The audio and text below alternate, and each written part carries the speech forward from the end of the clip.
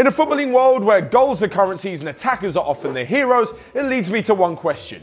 Who has the best attack in Europe? Well, today I'll be looking at the top goal scoring sides from the 5 major European leagues to try and see how much the attackers are contributing and which team really has it all. First off, we head to the Bundesliga, but not to Bayern Munich, however to Dortmund, who are sitting 4 points clear at the top of the table with an incredible 33 goals scored so far. That's an average of 3 per game, but just how are they doing it? The key is having a pacey, tricky, dynamic front three led by club captain Marco Reus. He has 8 goals this season as well as super sub Paco Alcácer, who just can't help but score every time he comes off the bench.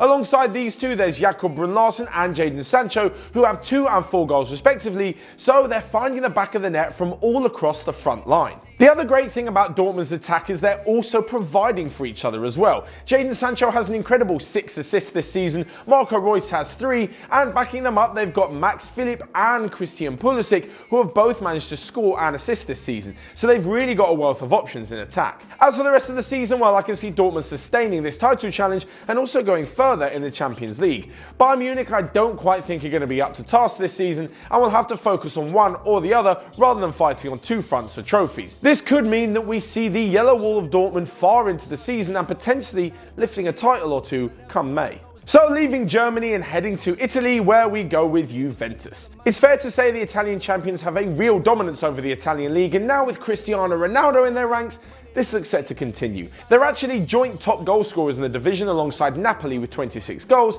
However, Juventus are 6 points clear and look more than certain to win an 8th title in a row, so we're going to go with them from Italy. So alongside the obvious goal scoring talents of Cristiano Ronaldo, just what do Juventus bring in attack? Well, actually, it turns out, much like Real Madrid, they are often heavily reliant on CR7 despite just being a few months into his Juventus career. Now, on paper, Juventus do have some top players apart from CR7, but with Serie A's love of defending prevalent, we don't often see too many high-scoring games, except for the odd exception now and then. But apart from being quick, skillful dribblers, every time their players seem to get to the edge of the box, the final pass or shot just is not good enough. Between Douglas Costa, Paulo Dybala, Juan Cuadrado, and Federico Bernardeschi, they have 5 goals and 0 assists between them in the league. Compare this to Cristiano Ronaldo's 8 goals and 5 assists, you can see why many teams claim that he literally carries his side to glory. It's either that or every teammate just keeps giving the ball to Ronaldo, hoping that he'll do something, and therefore he has more chances.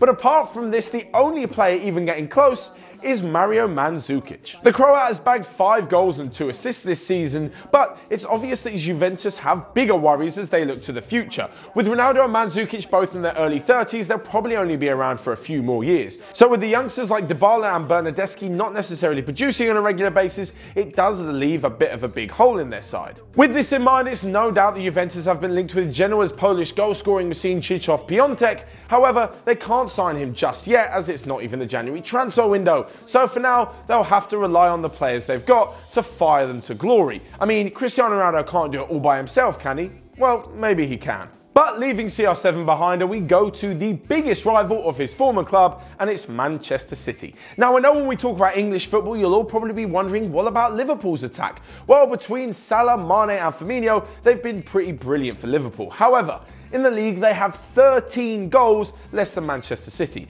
So no matter how well they do, I think we can agree at the moment that City do hold the best attack in England. And it's no surprise that one of their best players is at the forefront of this, and it's the brain and brilliance of David Silva. The Spaniard has not only got 4 goals and 2 assists this season, but he's also averaging an incredible 3.4 key passes per game. This means he's a part of at least 3 Manchester City attacks per game on average. And who knows, if City had scored even more, David Silva's assist number could be even higher. This is alongside his namesake Bernardo Silva, who's added 3 goals and 3 assists this season, the same as Germany World Cup reject Leroy Sané. We haven't even begun to talk about Riyad Mahrez cutting in from the right wing with 4 goals and assists, and that's all before talking about the striking options of Raheem Sterling and Sergio Aguero. Such is the form of Raheem Sterling and Sergio Aguero that no one even seems to care that Gabriel Jesus isn't exactly firing on all cylinders. He's only added 1 goal this season, but let's be honest, he's not exactly been needed. Between Aguero and Sterling, they've got 14 goals and 9 assists in the Premier League,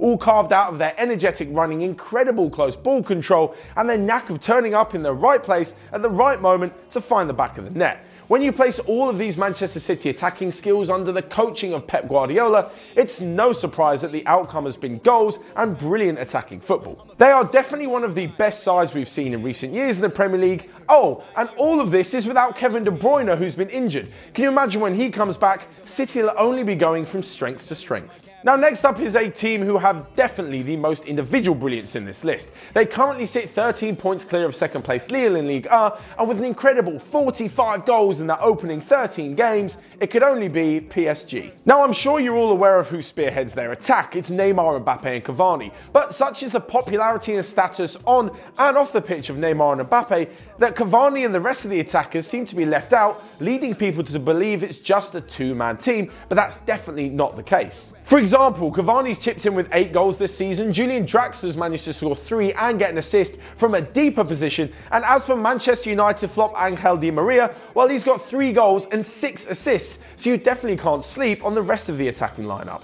So we can clearly see that PSG are dominating their league, but do they have what it takes to win a European Championship? In my eyes, they don't. Unfortunately, I believe it's the egos that are going to get in the way, especially that of Neymar. We saw it in the first game against Liverpool this season, where the PSG team, well, 9 of them were defending, and they just left Mbappe and Neymar up front to do the business. Now, they did score 2 goals, however, when it came time to dig deep, they didn't, and the rest of the team had to carry them, meaning they eventually lost 3-2 in the end. It's this kind of form which can really hamper a team, especially when you've all got to dig in. The likes of Neymar throwing a tantrum and not running back to work means that it's not so good having him in the side, even if he can turn a match on his head within the blink of an eye. This is why I feel like Edinson Cavani's been a bit hard done by. He works extremely hard and doesn't always get the credit because he doesn't always do the goal scoring or the eye-catching skills that Neymar and Mbappe do. As an attacking unit, yes, they've got some individual brilliant stars, but when it comes to team cohesion, I don't quite think they've got what it takes to go all the way in the Champions League. And for this reason, I'm not so sure they're the best attacking team in Europe. Quick side note here, and I'm going to leave a poll just up here. Do you think Kylian Mbappe can go on and be the best player in the world? In my view, I definitely think he's got a Ballon d'Or or 2 within him, but what do you guys think? Let me know right here in the poll. And finally, we come to the last potential contender for the best attack in Europe on this list, and surprisingly, it's the only team on this list who have actually lost so far this season. With all the other teams unbeaten, it's amazing that Barcelona have lost 2 games this year, but still sit atop one of the most exciting title races that La Liga and even potentially Europe has seen in the last 10 years or so. With Real Madrid having such a poor season and Atletico sitting in 3rd, there are 2 surprise teams in the top 4. In 2nd sit Sevilla, and in 4th sit little Alaves, who are having a fantastic season. But if you look at the goal scoring charts, Lionel Messi and Barcelona are way ahead of everybody else. Now, much like Juventus with Cristiano Ronaldo, Barcelona know exactly what they're going to get with Lionel Messi. They're going to get the best player in the world. However, alongside him, the rest of the team should be getting the lion's share of the praise, especially how they coped when Messi was out injured.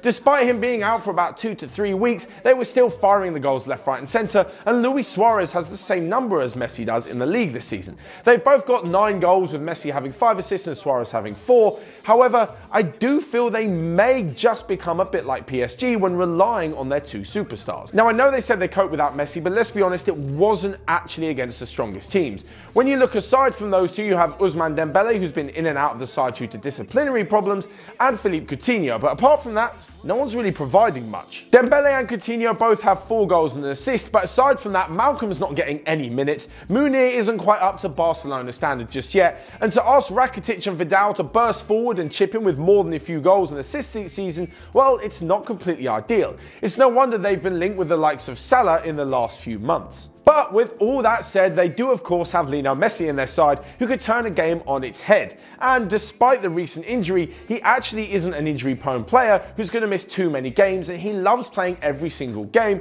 so you can expect to see Barcelona fighting for trophies, both domestically and in Europe, come the end of the season. So there you have it, 5 contenders to the potential crown of the best attacking side in Europe. We've had the likes of Dortmund, Juventus, PSG, Manchester City and Barcelona, but for me, I'm going to have to go with Manchester City.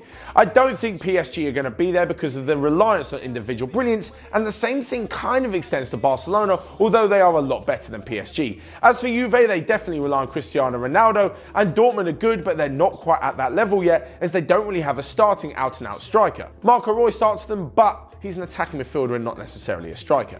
So my winners are going to be Manchester City. I think they've got it all. They've got the pace of Sterling and Sane, they've got the brains of Bernardo Silva and David Silva, and with Sergio Aguero banging them in, there's not even a need for Gabriel Jesus. But that's just my opinion. Of course, you can let me know yours in the comment section down below. And whilst you're there, you can also hit the like button and you can click here to check out all of the other videos that we've got going on OneFootball.